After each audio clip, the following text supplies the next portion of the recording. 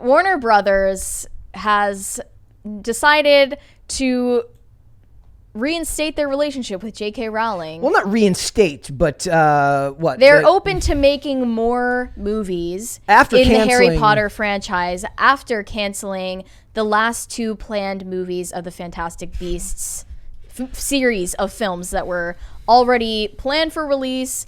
And then once the controversies about members of the cast just started piling up. Yeah, they really couldn't win. But between there was Johnny no Depp, way to get around it. Between J.K. Rowling, Johnny Depp, and Ezra Miller, it was literally like a controversy like buffet. A trifecta from hell. Like, of imagine PR controversies. You're that PR person, and you're just like every day you're like, oh.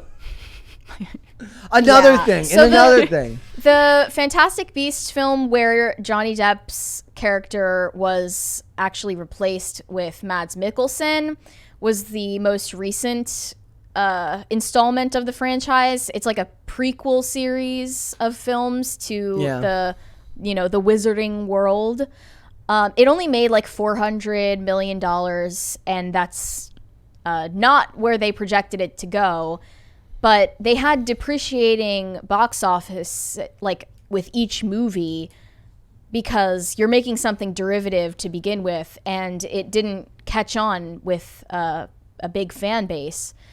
So that was blamed on J.K. Rowling unfairly, and I think this article unfairly framed it that way. J.K. Rowling was not the reason that Fantastic Beasts Secrets of Dumbledore made less than it was projected to that make. was the worst part of that article, was blaming it on her. The point is, the average moviegoer who was going to or decide whether to see Secrets of Dumbledore or not knew nothing of J.K. Rowling's views on gender ideology and why they are considered controversial. If you came up to them and started trying to explain this to them, you would sound like a schizophrenic homeless person. They would be like, and then they would be books. like, "Oh, cool.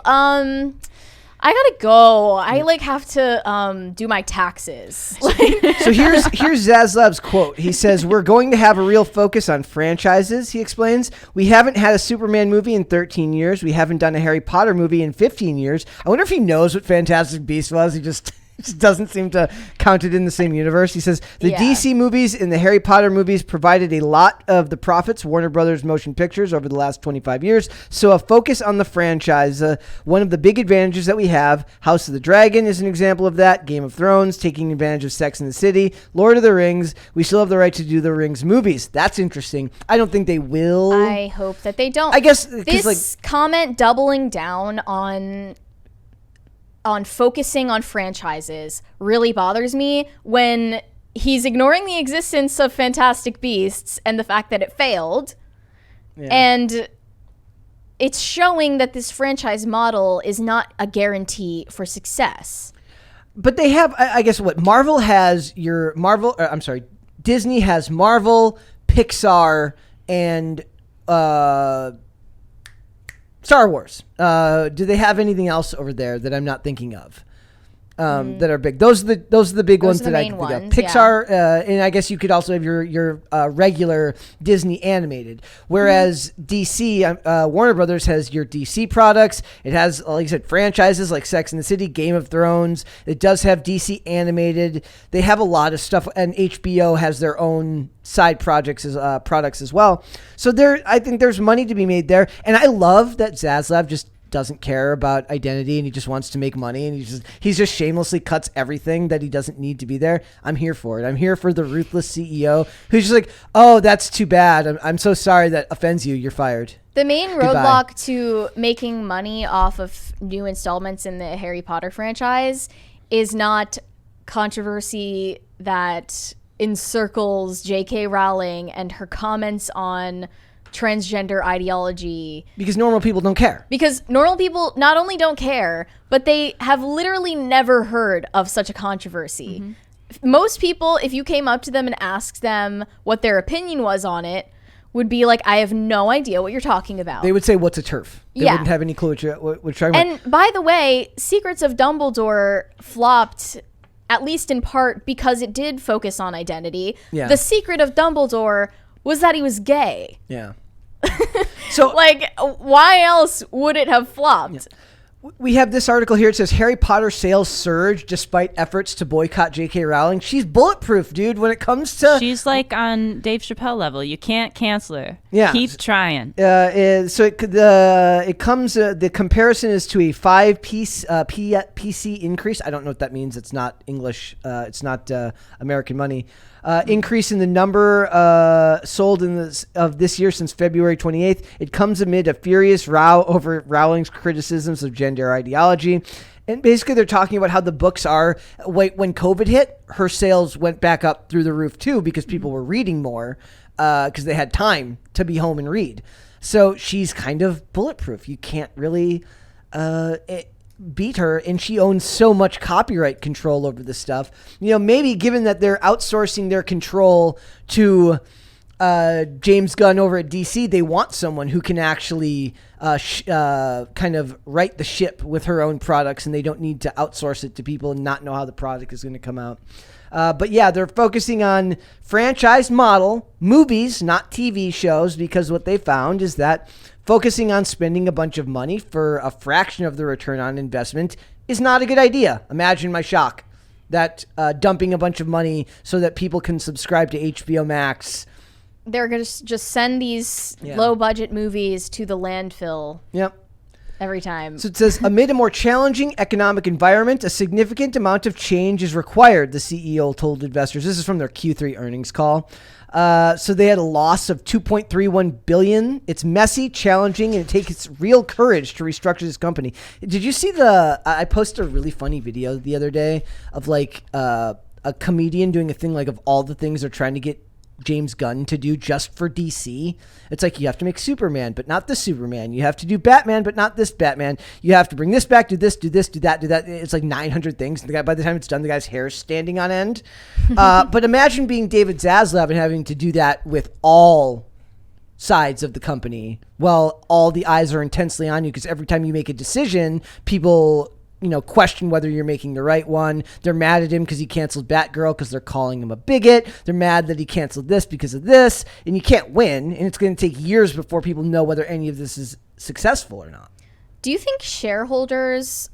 I suppose that shareholders are aware of the controversies surrounding Ezra Miller, J.K. Rowling, I guess peripherally Johnny Depp, and they actually think that this would be a hindrance to profitability on films that they like bulldoze back into the Harry Potter franchise? The Ezra Miller one they were, because they literally had to convene a board meeting to figure out what to do about it because there was so much of it in the news at the time. Do I think that the average person knows? I don't know, but it's not about that. The idea is that, do they know now? No. But what about when they Google the new movie? Because when they want to go get tickets and then a bunch of articles come up about Ezra Miller dressing up like a cowboy in front of children and breaking into homes to steal alcohol. Maybe I'm just out of touch, but I don't think that headlines like that would deter me from buying tickets to a movie that I want to see.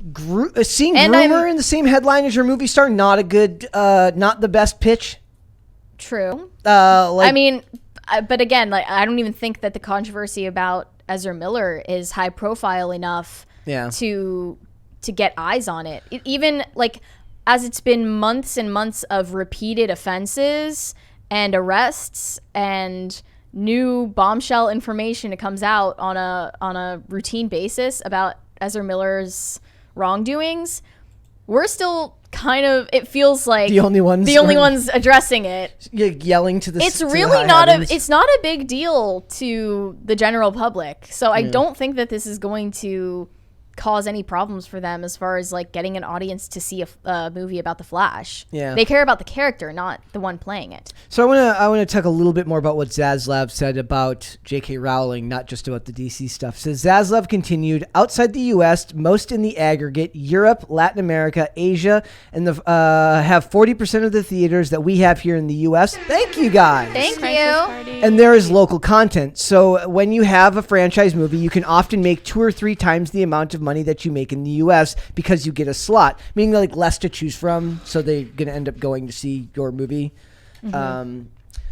So he sees a path forward there for he talks about Batman, Superman, Aquaman, something with J.K. Rowling. He's focusing on the ones that people should be focusing on. I'm sorry, but the average moviegoer doesn't care about Batgirl. The comic book nerds care about Batgirl, but what does that was never going to be a theatrical release. But that's what I'm saying. They're getting away from the characters that don't warrant a theater release. Okay, but does Dumbledore warrant a theater release? Well, I don't even know what that. I would be interested. The next question I would ask him is, what do you mean by more movies with J.K. Rowling? Like, does that mean finishing out the Fantastic Beasts movies, or does that mean moving on to something else that's new, that's also extremely derivative, that courts an audience obsessed with inserting sexuality into children's entertainment? And we're at an age now where, because there's, granted, it would usually go to series where like you'll be forced to get some Ron Weasley spin-off of him, or Hermione, or you get a Hermione spin-off, and it would be lame and nobody would care. But the original cast members aren't even willing to continue playing those characters anymore. Yeah. Because of J.K. Rowling's views. Yes. And then basically, we didn't even talk about. We never even covered that when. After Daniel Radcliffe recently was just trashing her again. Yeah, he threw her under the bus. He's like, not all people on the cast share her views. I love the idea that we assumed that. Anyone just tweeted out, I think that Daniel Radcliffe is transphobic because of this stuff that J.K. Rowling is saying. I bet they agree on everything. What? That's like thinking that all three of us agree on everything for being in the room together. Him giving the clarification is presupposing something that no one said. To be fair. Also, like, how disrespectful to the person who created your whole career. Oh, yeah. Well, yeah, like, the only ones that defended him were the bad guys. And let's be Malfoy real. And, that's funny. Malfoy and Ray Fiennes, who played Voldemort, were, like, the only ones who supported her. A lot of the people who are like, I don't want to have any sort of connection with J.K. Rowling because I've worked with her, but I don't feel this way. They probably do feel exactly that way because they have a brain in their head and they realize the things that she's saying are not transphobic. She's actually saying things that are pro-woman. I would bet that most of them don't even know, wouldn't be or able to they don't know or don't care. They're just scared of the mafia of alphabet people. So to me, for Dumbledore, a Dumbledore series was never going to work long term, given the way things are going now. What's going to happen next with the Harry Dumbledore? Potter franchise that is actually compelling? I don't know. There's literally nothing you can do if you don't have the original cast. Yeah. And the last thing you did failed, and it was inserting sexual orientations into everything when it doesn't need to be there. It probably doesn't matter to J.K. Rowling. She's set.